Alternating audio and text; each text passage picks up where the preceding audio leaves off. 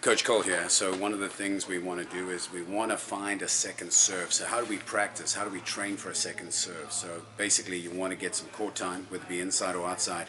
If you're almost about to get your spring season, you need to practice outside. Getting used to the light is a huge disadvantage if you're not used to being out there with the sun and how the sun falls on the ball and the sun in the eyes.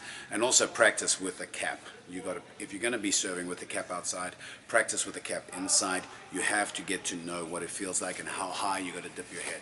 Okay, the first thing we're trying to do with second serve, remember, a chain is as strong as its weakest link. So the second serve, you can't be like a piddly-widdly little serve.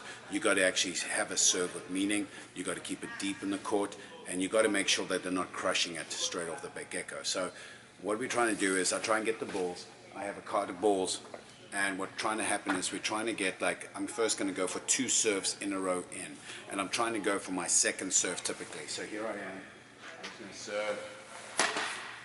1. Oops, I missed. So what happens is I start up again, and then I'm going to try and serve, and then I go 1, and then let's say I get it in 2, then I'm going to switch to the other side of the court.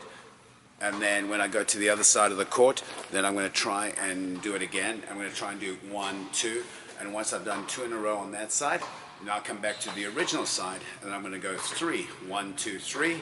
And if I fail on any one of the times trying to get to 3, I stop, I go back to 0, and then eventually I'll build up to about a 5 or 6. And that, before I go to 10, I rather make sure that my quality of my serving is better.